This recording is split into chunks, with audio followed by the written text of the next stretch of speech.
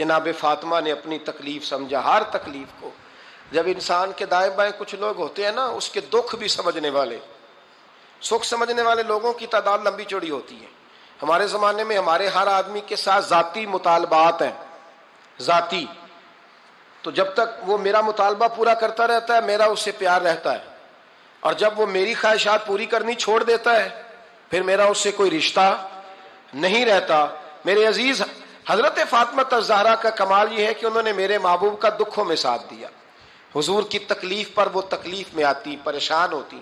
یہاں سے بات چلی، 4-5 سال عمر مبارک تھی. حضرت فاطمہ کی کل عمر 29 سال ہوئی ہے. 15 سال یا کچھ زیادہ آپ کی عمر تھی جب حضور نے بیاہ کر دیا تھا. ہم لوگ سمجھتے ہیں کہ شاید اب آپ 30 سال کے بچے کو کھڑا کر کے کہیں کہ دین کی کوئی بات کر، کوئی تکلیف برداشت کر، تو کہتے ہیں میں تو ابھی بچہ ہوں. یعنی 29 سال کی عمر ہوئی ان کی. چلیں جس نے زیادہ لکھی ہے اس نے 32-33 لکھ دی ہوگی، 40 تک کوئی بندہ نہیں گیا. لیکن میں جس روایت پر زیادہ اعتماد کرتا ہوں، ان راویوں نے 29 سال عمر حضرت فاطمہ کی، اور ڈھیر سارے محدثین نے لکھی. یارو حیرانگی کی بات ہے نا، اس 29 سال کی عمر میں انہوں نے حضور کا بھی کھول کے ساتھ دیا، مولا علی کا گھر بھی پورا آباد کیا، اپنے شہزادوں کی تربیت کر کے میدان کربلا بھی سارا سجا دیا، دنیا کا انقلاب برپا کر دیا. 29 سال کی عمر میں کام کرنا ہو تو سال تھوڑے بھی بڑے ہوتے، اور نہ کرنا ہو تو پھر تو 80 سال کے بچے بھی میں نے دیکھے ہیں. بزرگ مجھ سے ناراض نہ ہو جائیں، اللہ مجھے بے ادبی سے بچائے، میں صحیح کہہ رہا ہوں. میں نے 80 سال کے بچے بھی. آپ نے بڑے تب ہونا ہے جب آپ نے نفسیاتی طور پہ بڑے ہونا ہے. لیکن آپ کی عمر ہو گئی ہو 70 سال، لیکن تصویروں کی خواہش ابھی بھی نہ جاتی ہو. ابھی بھی پروگرام بنتا ہو کہ کوئی بندہ مل جائے تو بریانی کھانے جائیں لاہور. ابھی بھی آپ اس سے نکلے نہ ہوں، اس کیفیت سے ذوق شوق ابھی وہی ہو.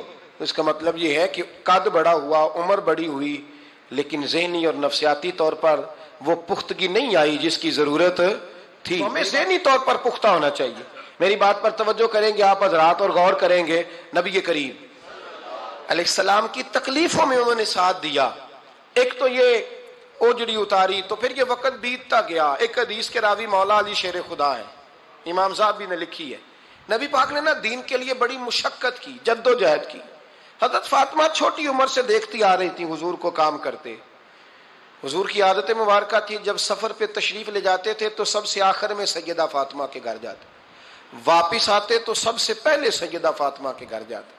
مولا علی کہتے ہیں ایک دن میں نے عجیب نظارہ دیکھا. نبی کریم علیہ السلام سفر سے واپس آنے والے تھے. میں نے حضرت فاطمہ کو اطلاع دی کہ حضور آج پہنچ جائیں گے، تو انہوں نے گھر سارا صاف کیا، سجایا، سنوارا، کھانا پکایا. لیکن فرماتی ہیں جیسے ہی حضور اندر داخل ہوئے نا گھر کے، جناب فاطمہ نے حضور کا چہرہ دیکھا تو ہاتھ پکڑ کے چومنے لگی. اور کہتے ہیں جب انہوں نے سر اٹھایا تو ان کا چہرہ سارا آنسوؤں سے بھرا ہوا تھا. رسول کریم نے بیٹی کے سر پہ ہاتھ رکھا، بٹھا لیا. فرمایا فاطمہ بیٹے رونے والی تو بات کوئی نہیں تھی، کیوں رو پڑی ہو؟ تو عرض کرنے لگی محبوبہ میں بچپن سے دیکھ رہی ہوں، محنت کرتے، جد و جہد کرتے، مشقت کرتے. یا رسول اللہ آج آپ آئے ہیں تو آپ کے چہرے پر تھکاوٹ کے آثار ہیں، حضور وجود تھکا ہوا ہے. یا رسول اللہ میں نے ساری زندگی آپ کو کام کرتے دیکھا ہے، مدینے والے حبیب مجھے بتا تو صحیح کام کب تک کرنا ہے؟ کو وقت آئے گا جب آپ کی کمر بھی بستر سے لگے، کو ٹائم آئے گا آپ گھر میں بیٹھیں، من پسند غذائیں کھائیں. حضور کب تک یہ جد و جہد کرنی ہے، کب تک یہ کام ہوگا؟ جناب فاطمہ فرماتی ہیں حضور نے میرے آنسو پونچھے. مولا کائنات شیر خدا فرماتے ہیں نبی کریم علیہ السلام فرمانے لگے فاطمہ تیرے باپ کی ڈیوٹیاں بڑی زیادہ ہیں. جب تک دنیا کے آخری کونے تک دین نہیں پہنچ جاتا، اور جب تک اینٹیں اور پتھر بھی میرے دین کا پیغام سن نہیں لیتے، اتنی دیر تک تیرا باپ جد و جہد کرتا ہی رہے گا. یہ بڑا مشکل کام ہے. یہ دین کا سفر، یہ دین کی جد و جہد، یہ دین کی تھکاوٹ. آپ اپنی مرضی نہیں کر پاتے. لوگ اپنی مرضی کے ساتھ جی نہیں پاتے جو اس رستے کے مسافر ہوتے ہیں.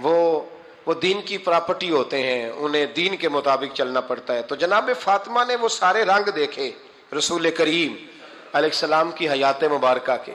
پھر یہ ساری کیفیت جب دیکھی نا کہ حضور اتنی محنت کرتے ہیں، تو پھر جناب فاطمہ کو میرے نبی کی امت سے پیار بڑا ہو گیا صلی اللہ ہو. سمجھیے گا اس بات کو، امت مسلمہ سے حضرت فاطمہ کو بڑا. امام حسن کہتے ہیں میری اماں سارے کام کرتی تھی گھر کے. اب تو شہزادے ہیں نا ہمارے بچے، کام اور بچی، یعنی بچی میکے سے واپس آتی ہے تو سب سے بڑا دکھڑا یہ سناتی ہے کہ وہ کام بڑا کراتے ہیں. یہی ہے نا دکھڑا؟ ہاں نہ تو کریں. سب سے بڑا دکھڑا کیا ہے؟ پتہ نہیں کیا کراتے ہوں گے، ہال نہیں چلوا لیتے کہیں، یا کچھ چکی نہیں پسوا لیتے، پتہ نہیں کون سا ایسا کام ہے. اور میں، آپ ناراض نہ ہو جانا، میں بھی بیٹی کا باپ ہوں، میں بھی بہنوں کا بھائی ہوں، میں بھی اس بات کو سمجھتا ہوں، لیکن ایک بات ذہن میں رکھنا کہ یہ بات نہیں ہے کوئی کرنے والی کہ سارے بچی کے ماں باپ جمع ہو کے پہنچ جاتے ہیں ہماری بچی جی کام بڑے کرتی ہے. مثلاً کیا کرتی ہے؟ کیا کرتی ہے وہ؟ آؤ میں بتاؤں میرے مصطفیٰ کی بیٹی کیا کرتی تھی. میں نے سینکڑوں دفعہ یہ بات کی ہے اور میرا دل کرتا ہے روزانہ کروں، پھر کرتا ہوں. دنیا میں کوئی اتنا غریب ہے جس کی بیٹی اتنا کام کرے کہ ہاتھوں پہ چھالے پڑ جائیں؟ ہے کوئی اتنا غریب؟ تو اٹھ کے بتائے کہ میری بیٹی سسرال میں اتنا کام کرتی ہے کہ چھالے پڑ جاتے ہیں. میں دکھاتا ہوں، میرے رسول کی شہزادی کو چھالے پڑ جاتے. کچا مکان، جناب فاطمہ جناب فضا آپ کی لونڈی تھی، ان سے مٹی منگاتی اور گھر میں لیپا پوتی کرتی، پھر جھاڑو دیتی. امام حسن اور حسین کے درمیان پورے سال کا فرق نہیں، 11 مہینے کا فرق. دونوں بچوں کو سنبھالتی. جناب علی کی والدہ حضرت فاطمہ بنت اسد بوڑھی تھی. جناب فاطمہ وہ کھول کے نوکری کرتی کہ حضرت فاطمہ بول پڑتی، حضرت فاطمہ بنت اسد بول پڑتی. کہتی بیٹے فاطمہ میرا اتنا نہ خیال رکھا کر، تیرے اپنے بھی بچے ہیں. جناب فاطمہ فرماتی آپ صرف علی کی ماں تو نہیں نا، آپ میری بھی تو ماں ہے نا. یہاں بیبیاں فلسفہ بیان کرتی ہیں، وہ کہتی ہیں جی کس حدیث میں آیا ہے ساس سسر کی خدمت فرض ہے؟ میں نے کہا کسی میں بھی نہیں آیا. ہم کیا کہہ رہے ہیں؟ کسی میں بھی نہیں آیا. لیکن یہ تو آیا ہے نا کہ شوہر راضی ہو تو اللہ راضی رہتا ہے. تو اگر شوہر ماں باپ کی خدمت سے راضی ہوتا ہے تو کرو خدمت، اس کو تو راضی کرنا ہے نا، اس پر تو توجہ دو.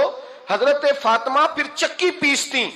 چکی چکی یہ آسان جملہ نہیں، کہہ جاتے ہیں ہم، سن لیتے ہیں آپ. چکی پیس کر، جو پیس کر اس کا آٹا بنانا، پھر بچوں کے لیے کھانا پکانا. پھر ایک دن کہنے لگے علی آپ کی آمدن تھوڑی ہے، خرچے زیادہ، چرخا نہیں لا دیتے؟ فاطمہ کیا کرو گی؟ فرمایا تھوڑا سا سود بنا لیا کروں گی، تم بیچ آیا کرنا. چلو میں تھوڑا ہاتھ بٹاؤں گی. یہ ساری ڈیوٹیاں کر کے حضرت حسن برواتے ہیں. پھر عزت والے رسول کی عزت والی بیٹی، پھر شانوں والے نبی کی شانوں والی بیٹی، پھر پاک محبوب کی پاک شہزادی، ساری ڈیوٹیاں کر کے رات کو مولا علی سے کہتی اگر آپ اجازت دیں تو اللہ کو راضی نہ کر لوں. حضرت علی فرماتے فاطمہ جیسے دل کرے. تو امام حسن کہتے ہیں پھر میری ماں مصلی بچھا لیتی، مصلی، اور پھر ساری رات وہ نماز پڑھتی، ساری رات. اور فرماتے ہیں جب سویرے ہاتھ اٹھاتی تو پہلی دعا یہ کرتی اے اللہ میرے رسول کی امت پہ رحم فرما، اے اللہ میرے رسول کی امت پہ رحم فرما. تو کہتے ہیں زمانے بیت گئے یہ دعا سنتے. تو ایک دن میں قریب گیا تو میں نے کہا امی حضور کوئی دعا میرے لیے بھی کر دیں، کوئی حسین کے لیے بھی کر دیں، کوئی زینب کے لیے بھی کر دیں. ساری دعائیں امت مصطفیٰ امت مصطفیٰ امت مصطفیٰ. کتنا بڑا جملہ ہے، کتنا بڑا. شیخ محقق نے لکھا ہے کتنا بڑا. جناب فاطمہ فرمانے لگی تیرے لیے بھی کرتی ہوں، حسین کے لیے بھی کرتی ہوں، زینب کے لیے بھی کرتی ہوں، سب کے لیے کرتی ہوں. پر بیٹا یاد رکھنا فاطمہ کی دعاؤں پر پہلا حق میرے رسول کی امت کا ہے. فاطمہ کی اصل میں بات بہت خوشی کی سنا دی میں نے آپ کو، لیکن آپ وہیں سست کے سست رہ گئے. یہ کسی عام آدمی کی دعا نہیں، پیر صاحب کی، درویش صاحب کی رٹی رٹائی دعا نہیں، یہ سیدہ فاطمہ کی دعا ہے. آپ کو اتنا بڑا خزانہ مل رہا ہے اور آپ سمجھے ہی نہیں بات کو. حضرت فاطمہ فرمانے لگی میری دعاؤں پر سب سے زیادہ حق میرے رسول کی امت کا ہے، تو میں یہ حق ہمیشہ ادا کرتی رہوں گی، میں انہیں دعائیں ہمیشہ دیتی رہوں گی. حضرت فاطمہ بڑا پیار کرتی ہیں. امام حسن کہتے ہیں کہ ایک پورا دن گزر گیا، کھانے کو کچھ نہ ملا. اگلی شام آ گئی تو چند روٹیاں کھانے میں ملیں. جوں لائے حضرت علی، جناب فاطمہ نے پیس کے روٹی پکائی. فرماتی ہیں سب کو کھانا کھلا دیا تو اپنی روٹی آپ نے رکھ لی. جب آپ کھانا کھانے لگی کھانے پر ہاتھ ہی رکھا تھا کہ دروازے پر کسی نے صدا دی تو کہتے ہیں بولنے والے کے لفظ بڑے عجیب تھے. جس نے صدا دی نا اس کے لفظ بڑے عجیب تھے. کہنے لگے اور رسول اللہ کی بیٹی میں 2 دن سے فاقے میں ہوں تو مجھے پتا ہے اس گھر سے روٹی ضرور ملے گی. جناب فاطمہ نے نہ کھانا اٹھایا. امام حسن کو کہنے لگی بیٹے دے آ. جناب حسن کہتے ہیں مجھے بڑی تکلیف ہوئی. ہم سب کھانا کھا چکے تھے, مولا علی بھی کھا چکے تھے, صرف میری اماں نے نہیں کھایا تھا. ماں اور بیٹے کا پیار اور پھر حسن حسین اور سیدہ کا پیار. فرماتے میں نے کہا اماں جی آدھی دے دیتے ہیں, آدھی آپ کھا لیں, پورا دن گزر کے آپ فاقے سے ہیں. تو کہتے ہیں حضرت فاطمہ نے میرے سر پہ ہاتھ رکھا, پھر میرا ماتھا چوما. کہنے لگی بیٹا تو نے اس کی آواز نہیں نہ سنی جس نے صدا لگائی. اس نے نہ تو علی سے بات کی نہ تیرے ساتھ بات کی, اس نے تو کہا رسول اللہ کی بیٹی. تم نے صدا نہیں نہ سنی, اس کے لفظ کیا ہے, اس نے تو میرے ساتھ بات کی. اور پھر فرمایا بیٹے میں 1 دن سے فاقے میں ہوں, وہ 2 دن سے فاقے میں, میرا 1 دن گزارا اور ہو جائے گا امت کے ساتھ. ایک دن نا ایک نبی پاک کی بارگاہ میں شخص آیا, اس نے کلمہ پڑھا. قبیلہ بنو سلیم سے اس کا تعلق تھا. نبی کریم علیہ السلام نے اس سے اس کی مالی حالت پوچھی تو عرض کرنے لگا یا رسول اللہ صلی اللہ علیہ وسلم میرے قبیلے میں 3000 لوگ ہیں اور سب سے غریب میں ہی ہوں. نبی کریم صلی اللہ تعالی علیہ وسلم نے فرمایا اس کی مدد کرو بھائی. حضرت سعد بن عبادہ اٹھے تو انہوں نے نا اس کو کہا کہ میری اونٹنی باہر کھڑی ہے تو یہاں سے اٹھ کے چل, میں اونٹنی تجھے دیتا ہوں. مولا علی شیر خدا اسی وقت اٹھے اور آپ نے اپنے سر سے امامہ شریف اتارا. فرمایا میں نے کل ہی خریدا ہے, یہ میں تمہیں تحفے میں دیتا ہوں.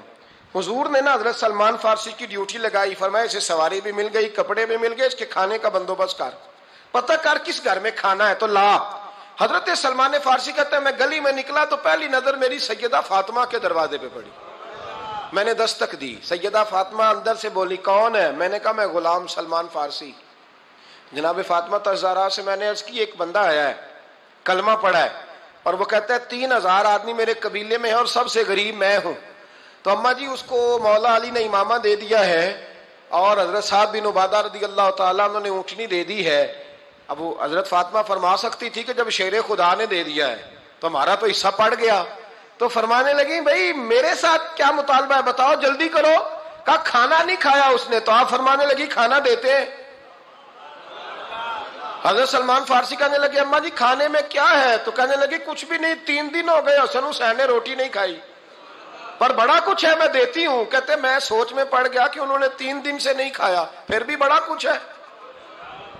پھر بھی ہم نے نا جو کھایا ہے اور باقی کا سالن فریج میں رکھا ہے, پرسوں والا بھی فریز ہوا پڑا ہے, شام کی سبزی آ گئی. کسی نے پوچھا حال کیا؟ کہتا سب سے غریب میں ہی ہوں, بڑا ماڑا بندہ ہوں, رو پڑیں گے پریشان. کہا بچوں نے 3 دن سے روٹی نہیں کھائی پر سلمان بڑا دیا ہے میرے اللہ نے, بڑا کچھ ہے. تو کہا اماں جی پھر کرنا کیا ہے؟ فرمایا تو ٹھہر دا میں بتاتی ہوں. کمبل پڑا تھا, بسترا سمجھ لیں, موٹا اوڑھنے کا, کھدر کا. حضرت فاطمہ جلدی سے لائیں. فرمانے لگے یہ پکڑو اور دیر نہ کرنا.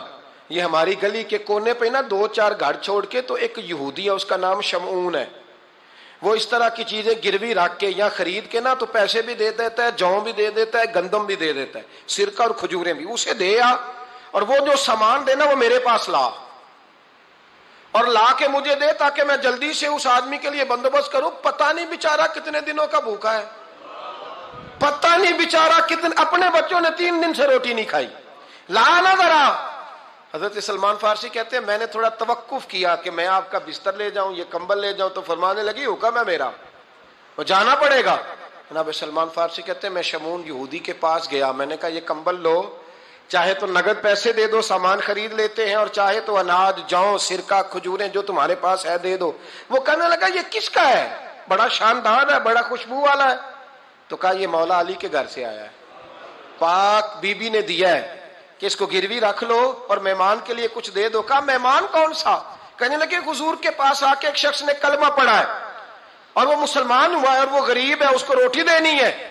تو وہ شمعون یہودی کہنے لگا میں بھی تورات پڑھا کرتا تھا تو آج ہی سویرے میں نے پڑھا ہے, آج ہی سویرے پڑھا ہے, ابھی پڑھا ہے. میں بڑی دیر سے حضور آئے تھے پر میری آنکھوں پہ پردہ ہی رہ گیا.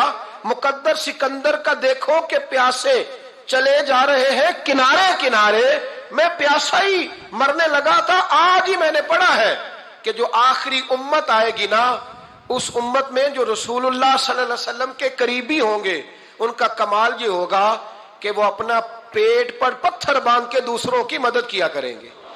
یہ میں نے آج ہی پڑھا ہے، اور ابھی تو نے مجھے اس کا نظارہ کرا دیا ہے۔ کہنے لگا یہ چادر بھی لے جا، جو بھی لے جا، سرکہ بھی لے جا، آٹا بھی لے جا، کھانا بھی لے جا، اور اس طرح کر کے میرے پاس سے نقد بھی لے جا، اور جناب فاطمہ سے کہنا یہ سارا کچھ رکھ لے، اور انہیں کہنا کہ مجھے پتا ہے آپ قبول نہیں کریں گی پر قبول کر لے، وہ آپ کا کمبل آیا ہے تو میرا دل نرم ہو گیا ہے، میں یہ قربانی بھی دیتا ہوں اور آپ کے باپ کا کلمہ پڑھ کے مسلمان بھی ہوتا ہوں۔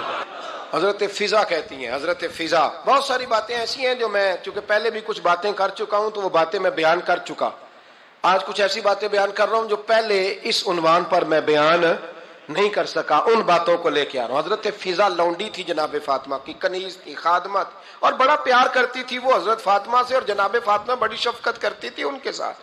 جناب فضا کہتی ہیں ہمارے ساتھ ہی نا دو چار گھر چھوڑ کے ایک یہودی مسلمان ہوا تو اس کے رشتہ داروں نے رشتے توڑ دیے، ناطے توڑ دیے، سارا خاندان مسلمان ہو گیا، لوگوں نے ملنا گلنا چھوڑ دیا۔ فرماتے ہیں کہ اس کی بیوی فوت ہو گئی، تو میں نے حضرت فاطمہ کو خبر دی، تو پہلی خبر سنتے ہی خاتون جنت فرمانے لگی اس سے تو اس کے رشتہ داروں نے ناتا ہی توڑ دیا ہے۔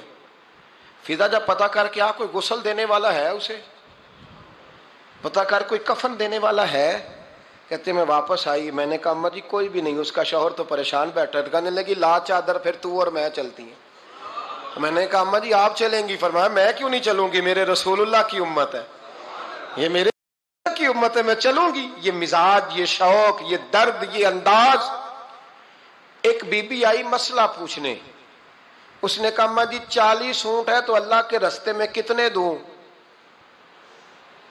تو حضرت فاطمہ فرمانے لگی اگر یہ سوال تجھ سے ہوتا تو جواب اور ہے، مجھ سے ہو تو جواب اور ہے۔ تو بی بی کہنے لگی اماں جی دونوں ہی بتا دیں۔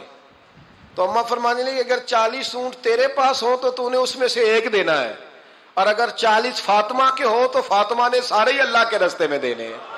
تیرے لیے حکم اور ہے اور میرے لیے بات اور ہے، تیرے پاس ہو تو 40 میں سے ایک دے دے، اور میرے پاس ہو تو میں 40 کے، اور ایک بات اگر نہ کروں تو موضوع مکمل نہیں ہوتا۔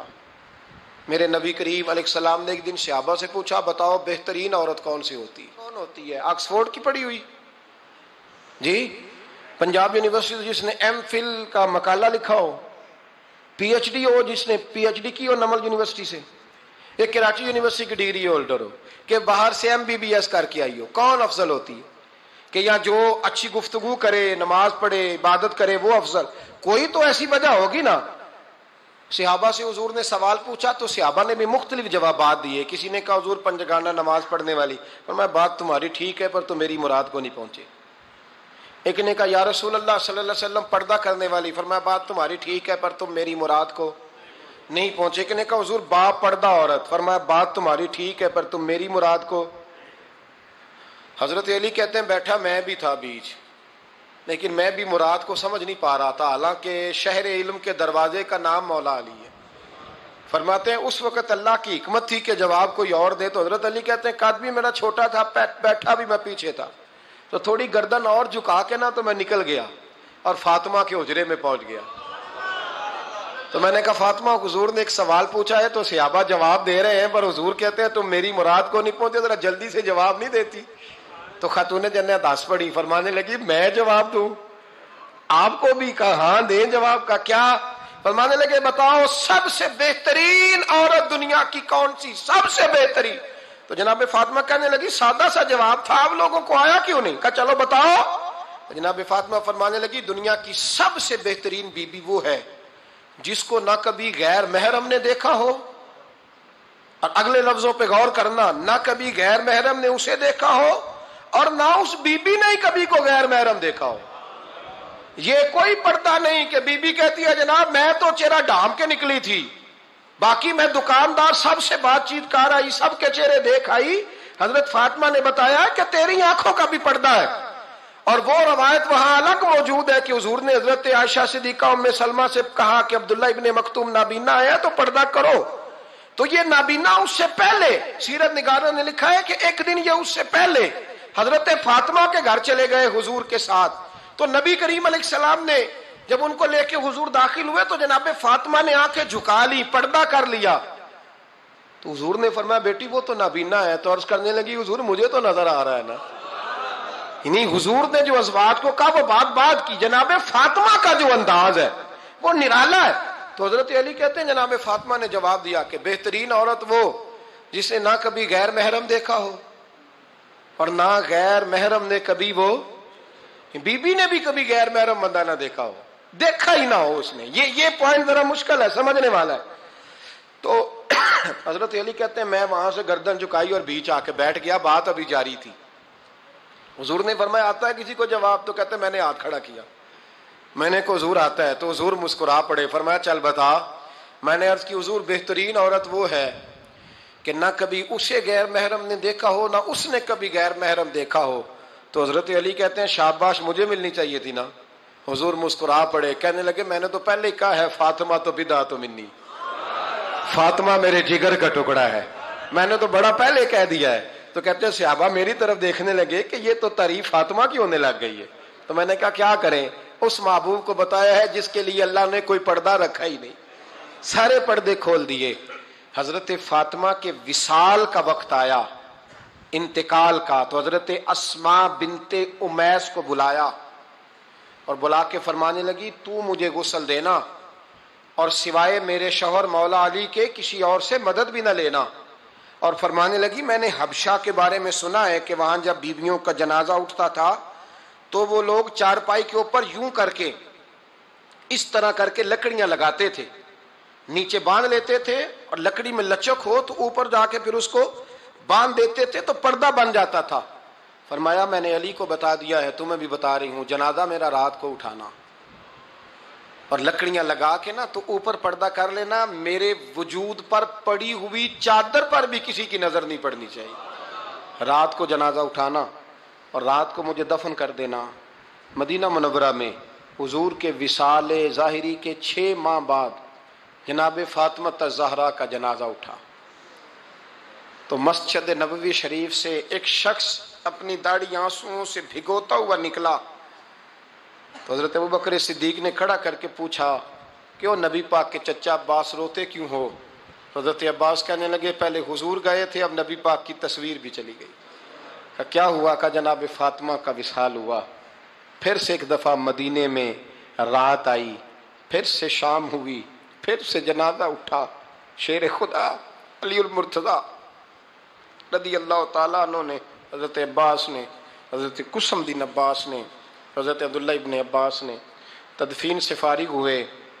ایک روایت ہے کہ حضرت عباس نے جنازہ پڑھایا اور ایک مستند روایت ہے کہ حضرت ابوبکر صدیق نے جنازہ پڑھایا. اور جب جنازہ پڑھا کر کے باہر نکلے تو حضرت علی شیر خدا کی آنکھوں میں آنسو تھے. اتنے کالی روتے کیوں ہو؟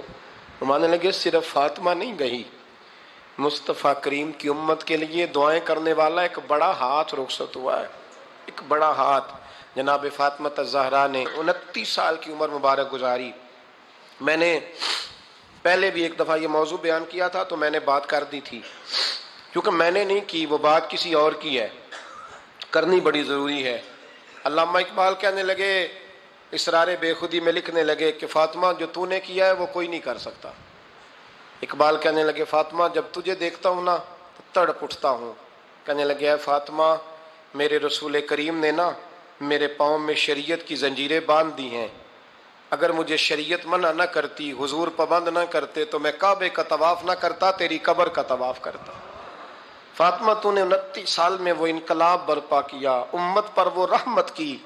علی کے گھر کی ہے عزت, علی سے سنتے ہیں. نبی کے گھر کی ہے عزت, نبی سے سنتے ہیں.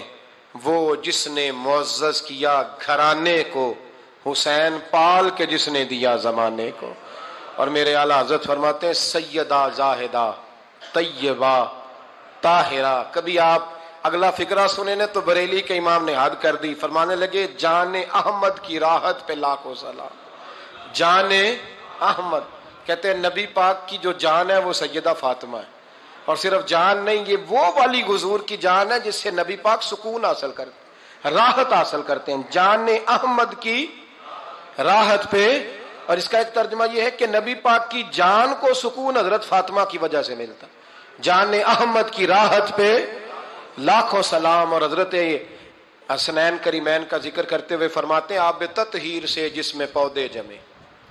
حضرت فاطمہ کے بارے میں کچھ روایتوں میں یہ آتا ہے کہ عورتوں کی طرح انہیں حیض نفاس نہیں آتا تھا، اللہ نے پاک پیدا فرمایا، اور مولا علی تو پہلے ہی پاک ہے، تو فرماتے ہیں یہ جو بچے ہوئے نا یہ آب تطہیر سے جس میں پودے جمے۔